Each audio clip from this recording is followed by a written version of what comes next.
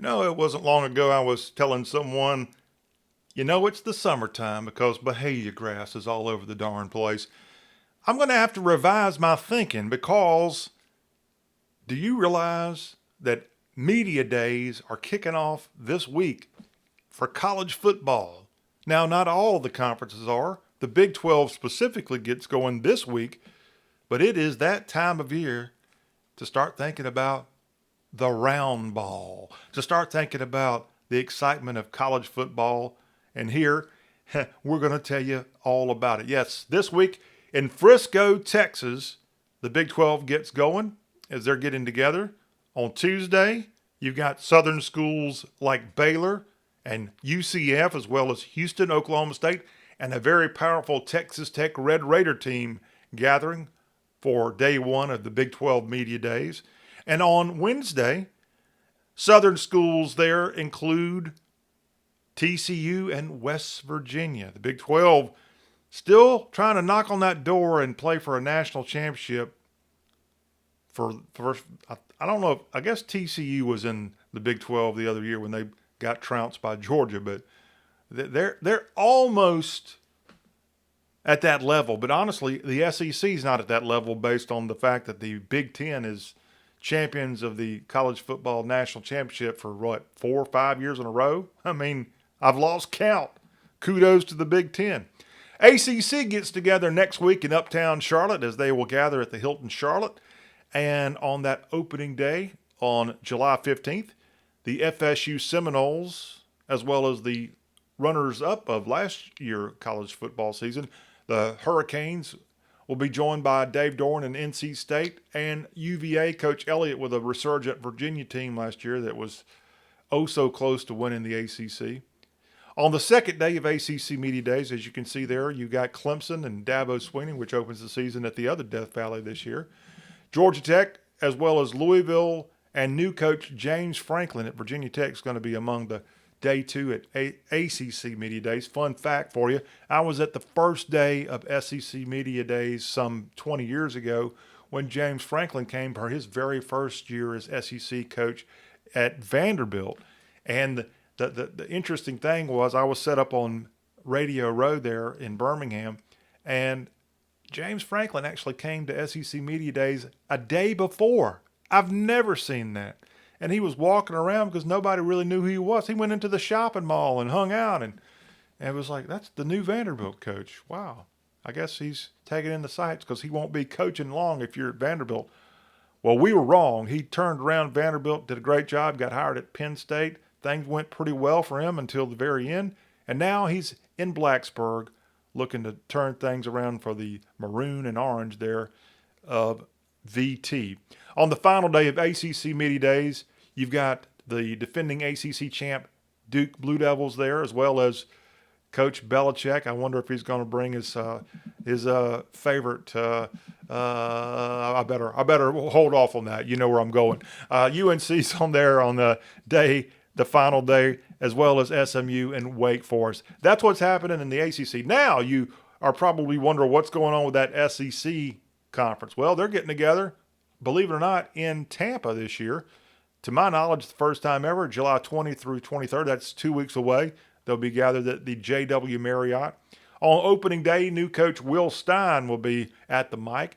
Coach Drinkwitz and Mizzou will be there, as well as Venables from Oklahoma and Josh Heupel of the Big Orange. On Tuesday, July 21st, new Auburn coach Alex Galesh will be there, as well as Kirby Smart.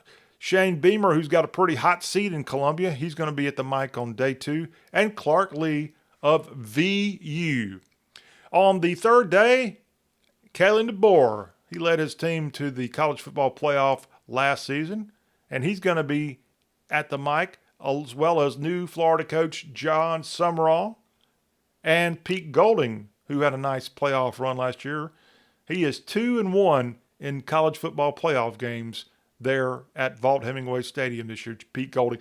Mike Elko went to the playoff last year, and the Aggies will be part of Wednesday, July 22nd coverage. On the final day of SEC Media Days in Tampa, Ryan Silverfield, who comes over from Memphis, will be at the microphone. I wonder if he'll have a hog hat with him. Lane Kiffin, He is going to hog up the mic there, even though he represents the Bayou Bengals now, and he'll be part of the fun on the final day. Jeff Levy, he's got a lot of work to do there at Davis Wade, and the Cowbells will be clinging if he can get more victories this year for MSU. He's part of the final day, as well as Steve Sarkisian, which many are picking the Longhorns to win it all this year.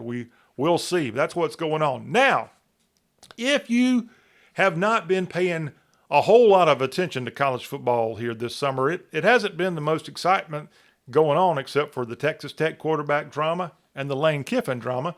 Something that did pop up, though, not as big this year as in years past, is conference realignment. And you've got, I guess, the biggest news that the Pac-12 is trying to come back to life. Texas State moves over from the Sun Belt to the Pac-12. But here in the South, the Sun Belt Conference has expanded, and they've got now the Bulldogs from Ruston, Louisiana, as members of the Sun Belt, as Louisiana Tech joins their fellow Pelican State teams, Louisiana Monroe and Louisiana Lafayette there in the Sun Belt. That's a pretty good geographic fit. The Red Wolf Indians of Arkansas State also in that Sun Belt Conference West Division, alongside the Southern Miss Golden Eagles, South Alabama Jags, and the Troy Trojans.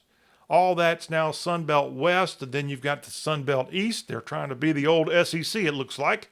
And as you can see there, you've got a pretty good little Eastern footprint with Georgia State and Georgia Southern, as well as Coastal Carolina, Old Dominion, James Madison, Marshall, and then App State. And I got to talk about App State for just a second. Maybe their most famous alum is Luke Combs. And did you see or hear what he said the other day? He was talking about App State, a team he dearly loves, and he was basically talking about the realities of college sports right now and how App State's kind of being left out. He has a longing for App State to shift down back to the FCS ranks, where I'm sure the Southern Conference, where they came from, would gladly take them back. But that's some Sun Belt Conference goings on here from a conference realignment standpoint. Then on the FCS ranks, we talked about Louisiana Tech. Well, how about Tennessee Tech? The Golden Eagles out of Cookeville, Tennessee, have just joined as of July 1st the Sun Belt the Southern Conference. Stop the presses on that one. Yes, SoCon with a new Tennessee school as the Golden Eagles join fellow volunteer state schools UT Chattanooga and ETSU as members of this oldest conference, I think, in the South. I think they started in 1921, the Southern Conference. And Tennessee Tech moving from the OVC to the SoCon, where they'll be joined up with other teams like Wofford, Furman, Western Carolina, VMI, the Citadel, Mercer, and Samford. And then UNC Greensboro is one of those schools that doesn't play football and still are members of the conference. Don't know how that works. But that's what's going on in Cookeville. As you can see, the nice pictures there on July 1st, they're celebrating. Got some new SoCon signage they put up there in the lobby of the athletic department in Cookeville. But kudos to you, Golden Eagles of Tennessee Tech, joining a pretty historic conference, a team that's going to likely compete for a SoCon title now in the FC ranks. The Tennessee Tech Golden Eagles, and they've done a lot of upgrading there in Middle Tennessee with the Golden Eagles for this new season of excitement.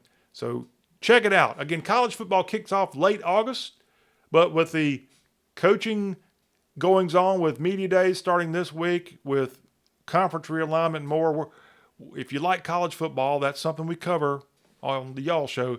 You're in luck, because it's going to get just a little bit more as we inch closer to toe meets leather.